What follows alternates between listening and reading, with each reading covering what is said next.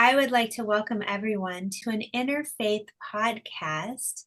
And I am here today with Shilpi Dandavati, and I'm so delighted to have her here with us. She's a congregant of Mile High Church for many years, and she's a practitioner from Mile High. And she's going to tell us more about her, but we're going to talk today about her life growing up Hindu in India. And so, Shilpi, welcome. It is such a delight to have you here and to talk with you today. I absolutely adore, I know that Shilpi is just a fountain of wisdom, and she has so much to share. There's always beautiful things that just kind of flow from Shilpi. Whenever I talk to her, I walk away and I just feel a sense of upliftment because she really practices the spirituality that she so beautifully talks about. So just tell us a little bit about yourself, Shilpi, like where you grew up and what it was like to grow up in the Hindu faith tradition for you. Thank you, Zemirah. And I'm so excited to be here today. And yes, growing up, actually, I was born in East Africa. And my parents moved to India when I was 6 years old. And I got to live with my grandmother for the first 6 months while my parents scouted where we were actually going to put down roots. And hence, my grandmother was always an influence, played a big role in how, we grew up, or that was not her intention, but she just shared her wisdom and her knowing, and being a school teacher through storytelling and talking about, in the Western world, we feel like in India, we have so many different gods and, goddesses.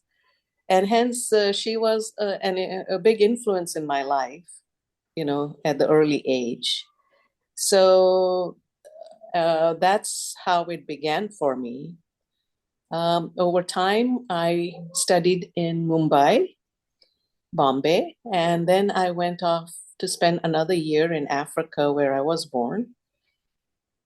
I moved to London and studied fashion designing. And then, of course, I went back home. And in 1988, I met Kumar, who was living here in the United States. He was in India visiting his family. And I met him there. And that same year, I came to America and got married to him. And so living in Colorado for 30 plus years, that was our home for a longest time. And a big part of our time we spent at Mile High Church. And that is the full circle of our life. And now we reside in Hawaii, but Mile High still plays a very important role through outreach practitioner programs and such that has really enhanced our life in ways in which we didn't think it was possible. So that's a lovely wow, you've had such a rich variety of experiencing life in so many different ways. Tell me, like when you were a little girl, when you said your grandmother was a large influence in your faith tradition. Tell me a little bit what that looks like. Did you see her? You mentioned the gods and goddesses of Hinduism. Did you see her practicing spiritually, and what were your thoughts about it? So, every summer she would come and spend 2, 3 months with us. And, she was a high school teacher.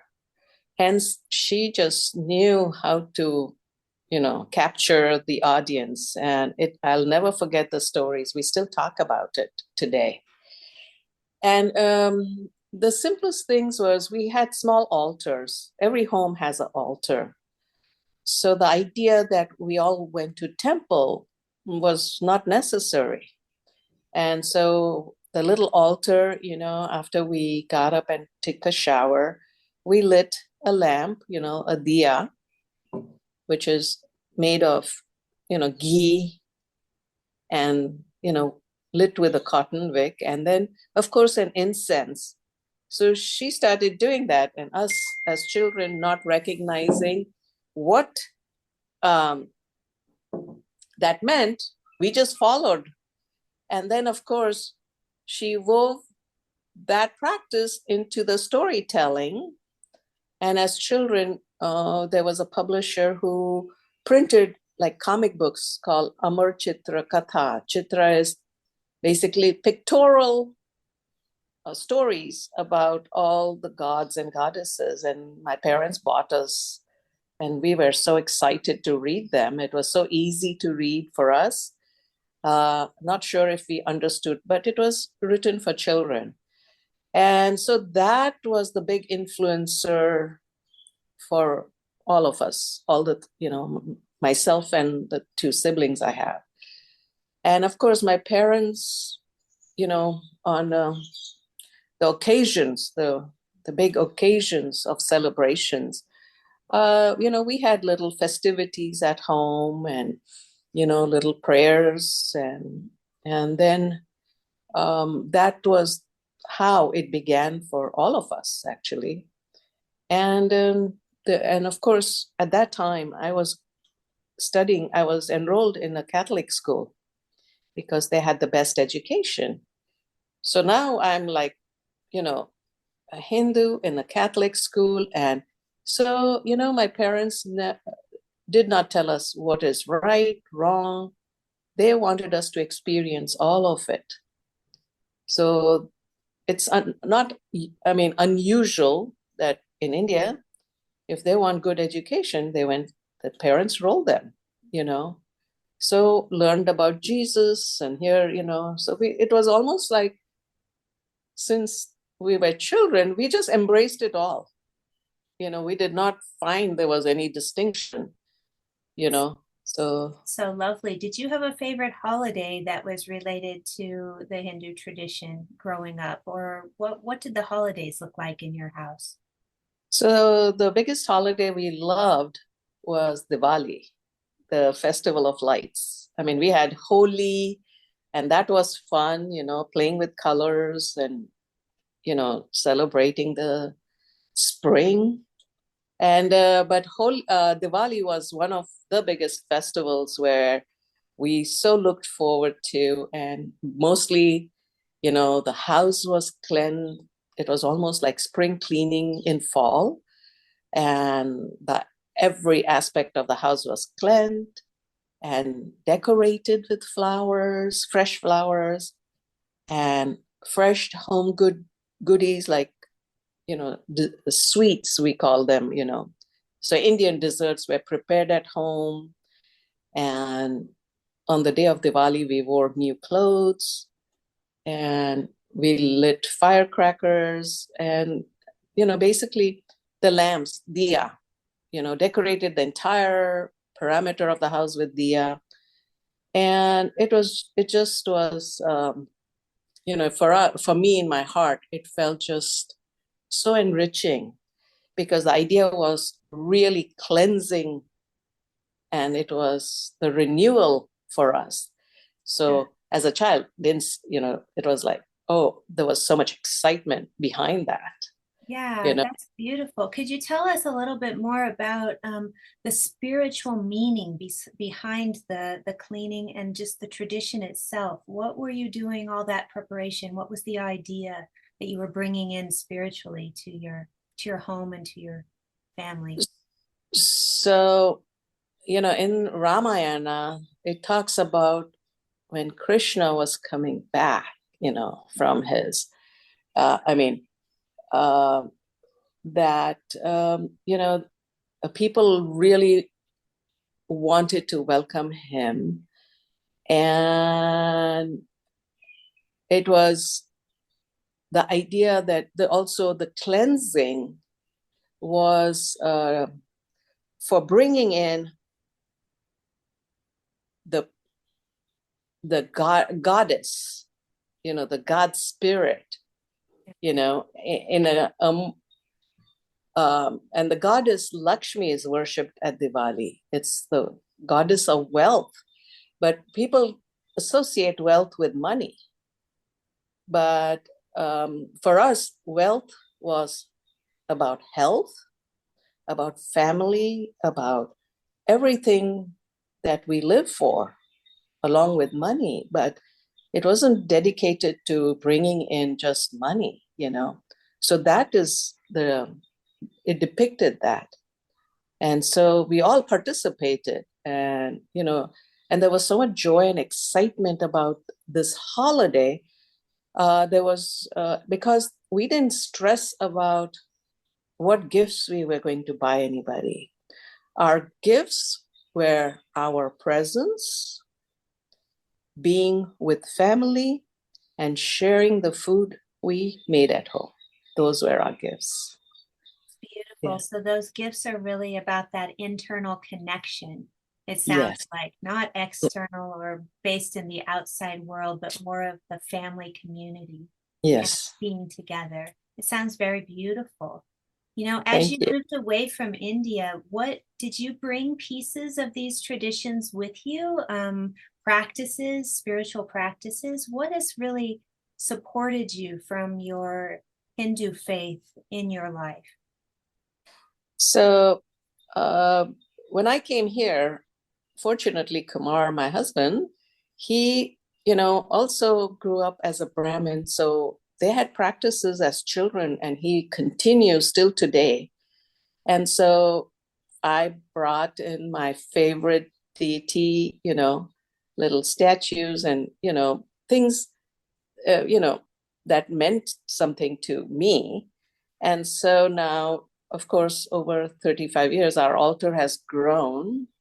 As we take trips to spiritual land, we bring some object or something to remind us, especially, when you are down on yourself. And it's just a visual reminder of who we are. So, I brought in one of my favorite goddesses is the goddess of strength that my mother worshipped. So she gave me a little, it's a coin with her picture. And so these were all depictions. So all the gods and goddesses that you see visually were basically depiction of our, emotions, our maybe different divine qualities a bit. Divine qualities, but like, not just divine qualities. It also represented just life, the entire spectrum of life, the good, the bad, everything. These gods and goddesses represented that. And it's so much is based in fear. And so in Hinduism, for us, we didn't grow up with fear. It was almost like, yes, these are all. So as an 8-year-old, my parents talked about life and death in the same sentence. It was introduced that if we are born, we are going to die. So nothing was a taboo in having a conversation, So about these gods and goddesses, they represented our life's qualities.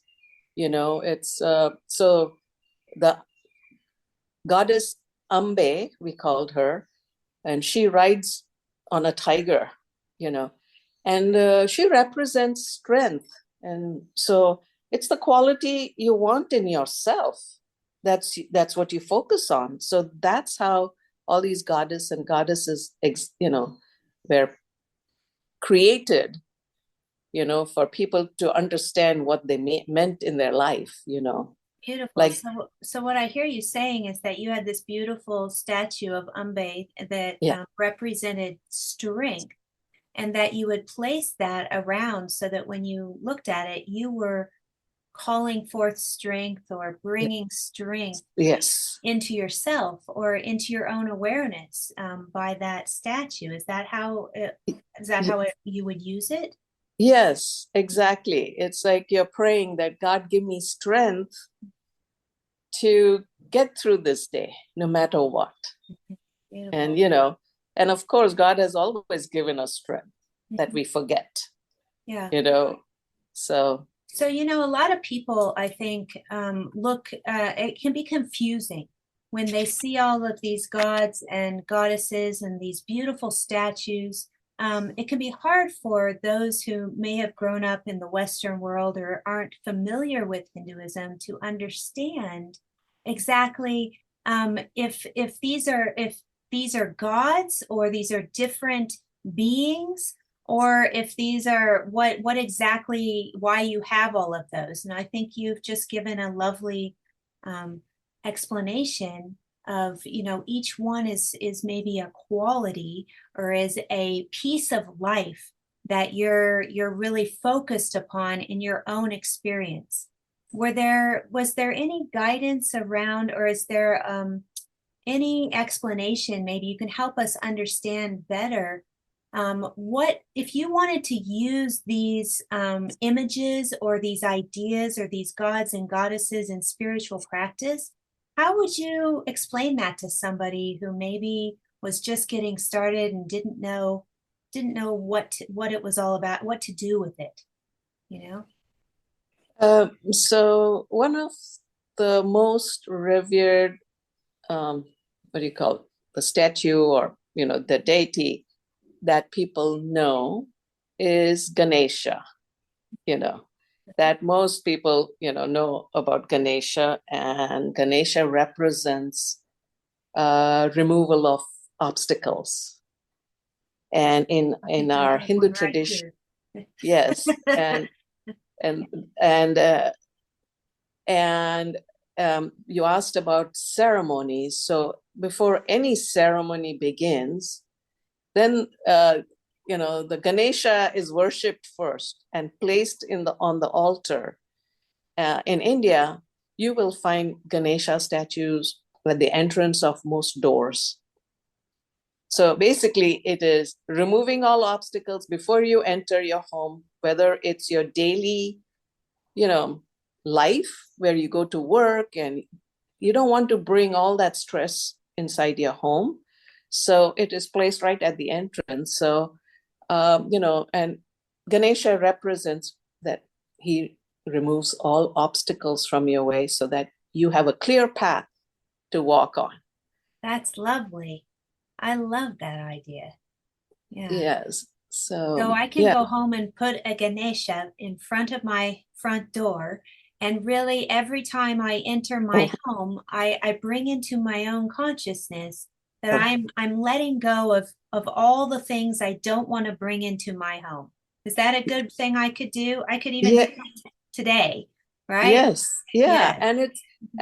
It's as human beings, if we are living in our minds constantly, there's a tendency to forget who we really are.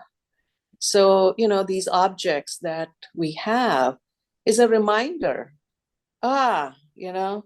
And it brings you back into your heart when you see something, It could be a piece of art. It could be in my mind, it doesn't have to be a figurine of Indian gods or goddesses. It could be anything that we connect with, you know, that lifts us up.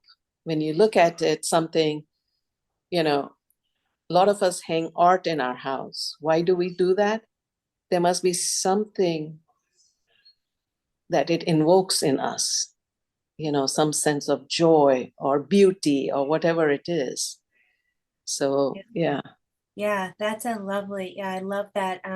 That helps me really understand how I would use some of these images just like art, for upliftment, for bringing myself back out of my mind into my heart. That's just so beautiful. So, sometimes people misunderstand thinking that it's about the worship of all these gods. But what is your understanding of the belief about God in Hinduism? Like, what is the nature of God, or is there, how is it treated in Hinduism?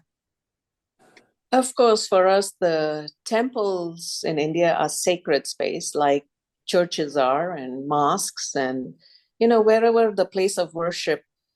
And the reason they created these temples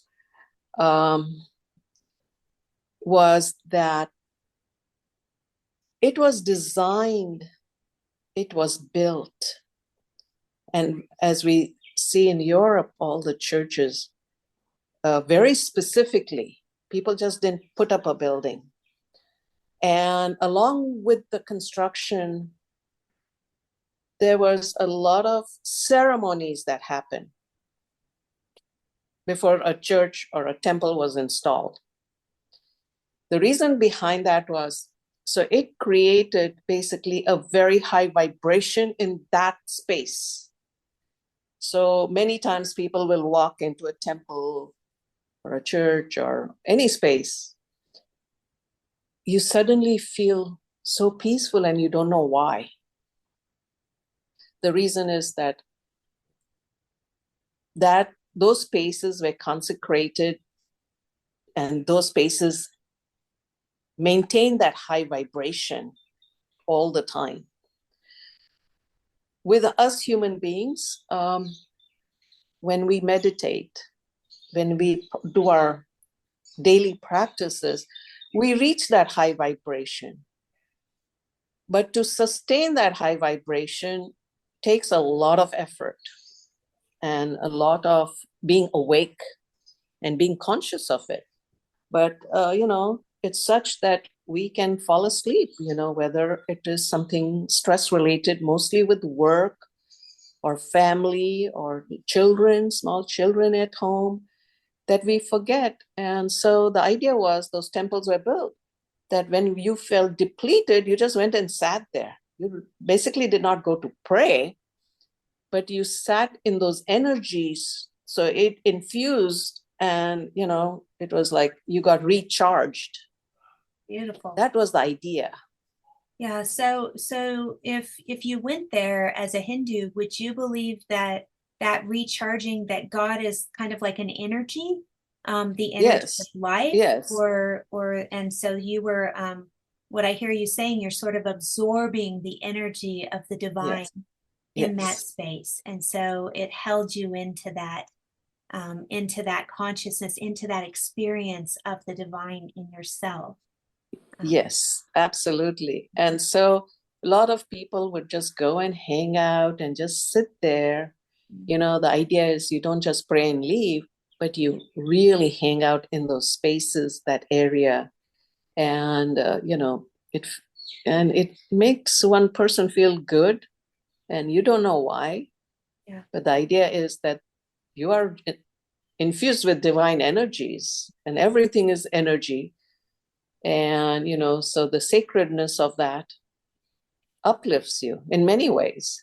Beautiful. And you sometimes see people sitting there chanting or using a Mm-hmm. mantra. Can you talk a little bit about mantra and how is that as a spiritual practice used to support your energy or to get you into that space where you feel that inner presence of the divine? So for us, of course, we have different, we have kirtans and chanting. Mhm. The idea of chanting something is basically it helps us humans get our lives from our heads to our heart. And when you're connected with the heart, that's where you open up to experience the divine. So whether we chant, whether we dance, we also dance. There is a sacred time, 9 days before Diwali. We have what is called Navratri. And 9 nights we dance around the goddess. And I remember as a child, I also got dressed up, and we thought it was just fun. But I experienced that oneness that at that age that I just wanted to be there. Forgot what we were doing, why we were doing, but it just connected me into that space of oneness that I experienced at such an early age that I just wanted to be there. But of course, as human beings, then we make a choice whether we are going to go out in the world and live and, whatever, have a family. So those are all the stuff that comes in the way sometimes. But that is one thing I have carried with me, no matter what the challenges are. Yeah. And also, being part of Mile High, 15 years ago, I was going through a health challenge, and some of us will happen in life. And the idea mostly is to shy away and say, oh, I don't feel good, and I'm not ready for people to see me this way. But for me, I would advise people that when it's the worst time in your life, then go into a church, go into that sacred space that you will feel uplifted. You don't have to do anything. So The it sounds energies like of it was community really supported you during yes, your time of your health challenge, and that you're saying that if people are out there and they're really struggling, that you should yes, reach out and also not only that, but put yourself in places that uplift you or that raise that energy yes, around you. absolutely. I mean, that is something I would tell anybody, that please do not isolate, and in isolation brings in depression, brings in a lot of the dark side of us, Right. so. I think they're doing studies these days that say that isolation is almost as dangerous as smoking, for ourselves. That we have Yes, to stay connected to be healthy, because we're yeah, social, we're communal, yes, we're designed that way, right? yes, absolutely. To We are be designed to together. be. Yeah. Yes, And even to be together in spiritual places too. yes. Yeah, that's beautiful. Thank you. I think that's it's so comforting to know too that we have these practices that can anchor us during those times that can be really challenging. Um, and so, you were talking about a little bit earlier, um, how in Hinduism there isn't a big there's not separation between light and dark or life and death, that all of it is in the container, that we Yeah, don't take it out. This is the container of duality, and that right. we don't take only the light and not the Yes, dark. yes. And so how do you think, how has all of your practices in Hinduism, if you were going to share one spiritual practice that people could maybe pick up and do to support with, life, because life has that dark and can be really Mhm. scary, and it also has such bright joy, the dancing and all that. But what's a spiritual practice from Hinduism that can really help us when we're navigating all of the up, the down, the everything in life? Oh, that's a great question, Zemirah.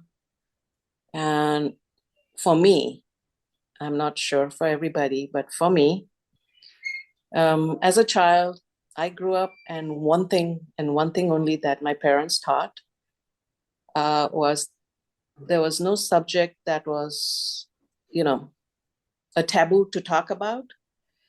And the other one was to speak your truth. And not just we talk about speaking our truth. I'm speaking my truth. Not that way. The truth about when we are, faced with a challenge, which will come, but to face it, to see it in the eye, and to speak about it, it's more likely it's going to go away. They say bring everything to light. And by bringing it to light, and you're showing that dark side of whatever may be happening in our life in the light, it takes away that power for us to go down that, I call it the rabbit hole, and take us into the abyss of depression. So, and hence it's like you just release it so much faster. And so then there's always room for joy and happiness. Yeah, that's beautiful. So I hear you saying kind of it's like a practice of acceptance. Correct. That you're sort of accepting it, even though you're just not pushing against it, Yes. or denying it, that you're really Yes. speaking its existence and your experience with it. You're really real with that Yeah. and authentic, and you don't hide if you have a feeling. What if you have a feeling that's kind of upset about it?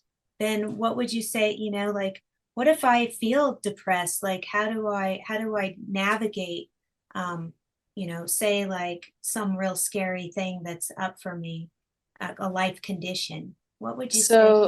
So for me, what I would, for me, I have the way I have dealt with everything is, have a family member or family members that you so trust and you have faith in them.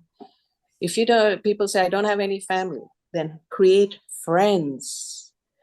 Create somebody in your life that you can share. You not necessarily, people say, when I find my life partner, then we'll share. Well, you can find life partners in every form, every which way.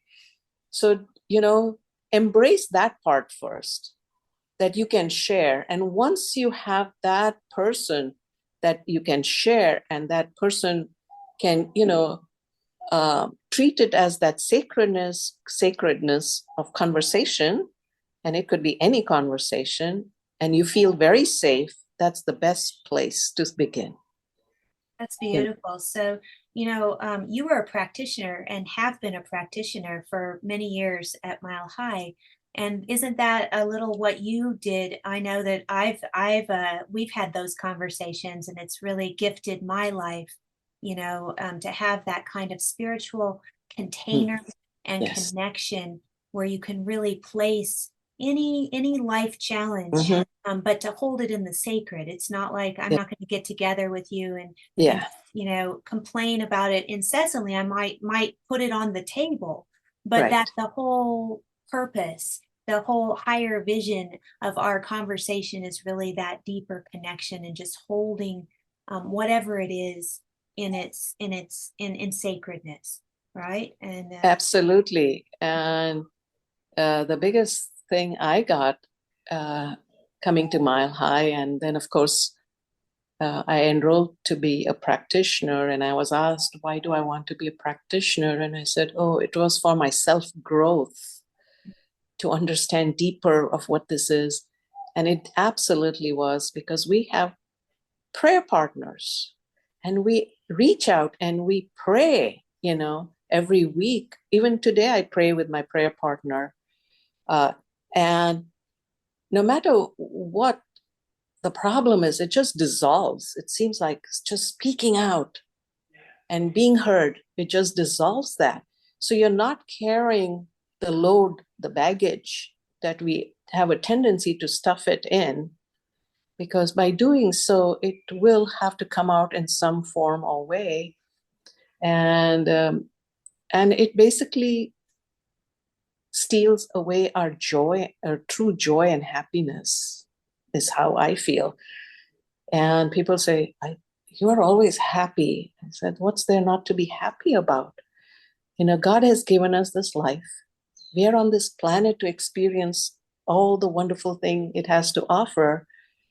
Then why waste it away? beautifully stated. Yes, why waste it away? And I really think something that I really admire in you, Shilpi, that you embody and practice in your living, is that you do live from a place of joy. And I know I've heard you speak about it before, that you almost become non-negotiable in reaching for joy, Yeah. no matter what. and I really appreciate that about you and how you bring that to life. And so I think you've really touched on some really beautiful ways that Hinduism and the science of mind and spirit interlap and can and are merged in that golden thread of truth. Yes. That it really is, and what I hear you saying is that joy is a really big pillar that Mm, unites both of those traditions um, yes. together. So before we close today, which has been such a wonderful conversation with you. Hinduism is so deep, it's ancient, it's so vast in its spiritual texts. There's so much, volumes and volumes and Mm. thousands of years of practice. Um, for those that just want to stick their toe in or just get started somewhere, is there something that you would recommend that they read or pick up, or what would you say? How would they start even? Of course, there are lots of books, sacred texts that have been written, and Bhagavad Gita is our sacred text. But basically, Bhagavad Gita talks about how we can live and fulfill our dreams and desires in ways in which it is such a deep, deep book that it's, it can take years, but the simplest way is to just say yes, by just saying yes to whatever it may be, whatever calls, in practicing, and then diving into the local communities, and however you can learn about it. And of course, I definitely would say go to Mile High, because they teach everything, and Mile High will will touch on every goddesses out there, and every ways in which the spiritual practices can be done or practiced.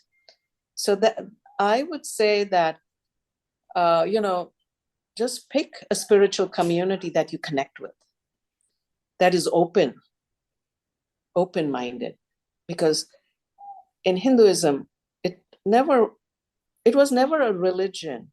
It was a text written of how to live our lives, basically. How can we live our life to the fullest that the divine has given us? That's yeah. That's gorgeous. How can we live our life the fullest that the divine has given us? That's gorgeous. Yes. Yeah, and maybe the Bhagavad Gita is a good place to Bhagavad Gita, right? And is a Yes. good place to start. But I hear you saying just be open and Yes. really jump in community Yes. and follow the call. Yeah. Absolutely. Yes, sacred. Yes. Well, Shilpi, it has been an absolute delight to talk with you today. Thank you for sharing your wisdom, for the upliftment, for your heart. And I look forward to talking with you again real soon. Thank you, Zemirah, and have a great day. Thank you. You too, Shilpi. Okay. Bye bye.